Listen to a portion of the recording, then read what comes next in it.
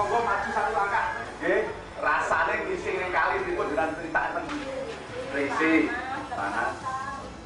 Banyak proyek bersalah melakukan pemicuan CLTS di masyarakat dan kemudian meninggalkannya begitu saja. Berarti nek ngengek terus sembarangan nek dienceloki laler terus mriki berarti resi napa kotor? Kotor. Kenging napa? Ini akan menuntun pada kegagalan dalam mewujudkan perubahan perilaku masyarakat secara kolektif. Berarti anggen kok masuk kalau teng mriki nyatane yang mriki niku pun dirasa isin, pun dirasa kemarin isi. Nah, nggih lho. Jadi Pak Waji ora arep ngisi ning kali nek Pak Waji wae kan lho.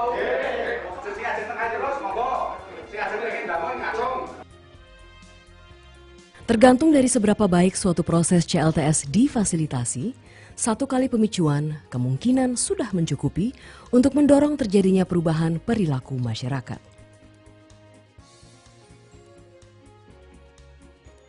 Namun, terlepas dari seberapa baiknya pemicuan, satu kegiatan saja tidak mungkin mencukupi. Beberapa kunjungan tindak lanjut mingguan atau 2 mingguan umumnya diperlukan untuk mengawasi. 1. Apakah komite sanitasi masyarakat telah terbentuk? Apakah komite tersebut melibatkan perwakilan dari seluruh desa atau dusun? Kita sebagai pimpinan di sini wajib menyadarkan masyarakat, jangan sampai masyarakat itu buang air. Apakah komite atau kegiatan tersebut menyertakan kelompok pendapatan menengah ke bawah termasuk kaum miskin? Ataukah hanya terdiri dari golongan kaya atau pemimpin formal dan kaum pria saja? Pripun iki kelanjutane hubungan UDF niku? Tetep mawon berlanjut Bapak Ibu nggih. Amargi kangge kesehatan kula lan panjenengan sedaya. Nggih. Sampun ngantos buang air besar sembarangan nggih Bu nggih. Jika komite tersebut terlalu kecil dan hanya terdiri dari kaum pria dan tokoh masyarakat, apa yang dapat Anda lakukan untuk meminta mereka memperluas keanggotaan, melibatkan kelompok lain, golongan miskin, dan para wanita? 2. Apakah mereka sudah menentukan target waktu untuk mencapai masyarakat yang bebas dari kebiasaan BAB sembarangan?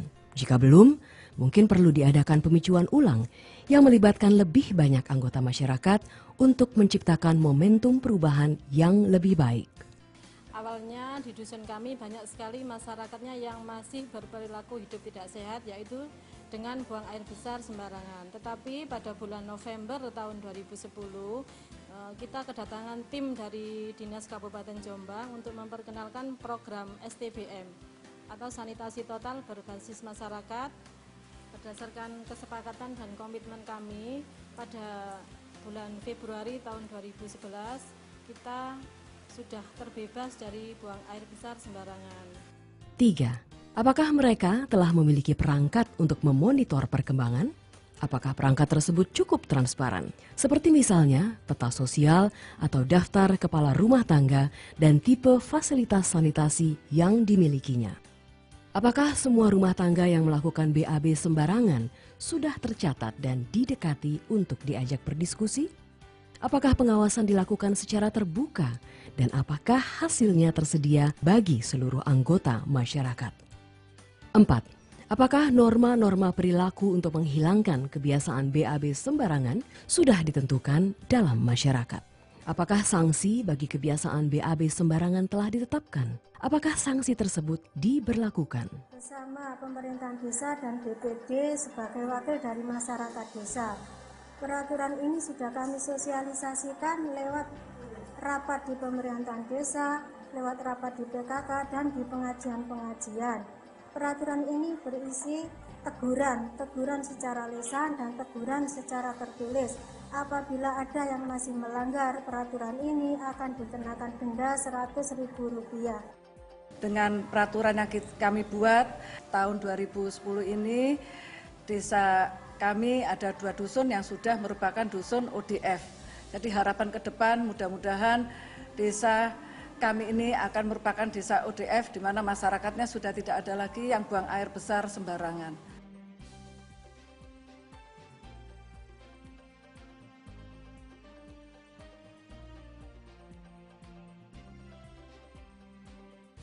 Sangat penting untuk mengetahui apa yang menjadi penghambat perubahan perilaku pada semua rumah tangga.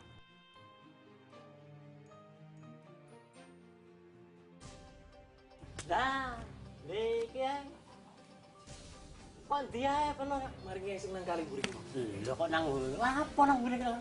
Lah piye kurang duwe jamban.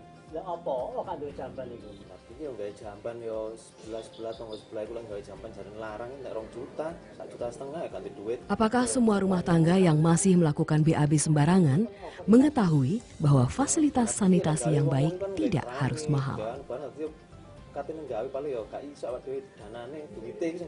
Apakah mereka mempunyai akses informasi tentang opsi-opsi sanitasi berbiaya rendah namun aman? Apakah mereka memiliki akses pada penyedia jasa, pemasok, dan pendanaan untuk mendapatkan opsi-opsi tersebut? Iku kok dibenok 2 minggu pisan, nah iku kok cukup kanggo WC sing berkualitas. Sebagai seorang manajer program atau pelaksana, apakah yang dapat Anda lakukan terkait masalah yang mereka hadapi dalam mengakses informasi, pasokan, penyedia jasa, atau pendanaan? Kemudian kita sampai pada proses verifikasi kemajuan. Ketika suatu komunitas menyatakan sudah terbebas dari BAB sembarangan, harus ada verifikasi independen atas pernyataan tersebut. Pengalaman menunjukkan bahwa tanpa verifikasi independen, sulit untuk mencari komunitas yang benar-benar mencapai status bebas BAB sembarangan. Di Indonesia, kami memetik pelajaran bahwa kegiatan verifikasi kelompok berhasil meningkatkan kesadaran masyarakat tentang apa arti sebenarnya masyarakat bebas dari BAB sembarangan. Tim verifikasi mencakup petugas pusat kesehatan masyarakat dan anggota masyarakat dari komunitas tetangga. Kalau misalkan dari belangko verifikasi itu nanti sudah ODF, sudah nilainya 1-1, langsung di rumahnya kita tempelkan stiker ini. Pada hari yang sudah ditentukan, tim eksternal berkumpul di balai desa, diberi instruksi tentang apa dan bagaimana melakukan observasi, dan dibekali daftar cek observasi. Kami bertiga sudah melihat WC ibu, sudah saya nyatakan sehat dan bersih, dan selesai cebok sudah pakai sabun. Saya nyatakan WC ibu sudah dikatakan sehat, maka dari itu saya tempeli stiker WC ibu sehat. Mereka membaur ke komunitas, mengunjungi, mengawasi dan mewawancarai setiap keluarga. Dan dalam 1-2 jam berkumpul kembali di balai desa untuk mengolah data dan mempresentasikan hasilnya kepada masyarakat pada pertemuan tersebut.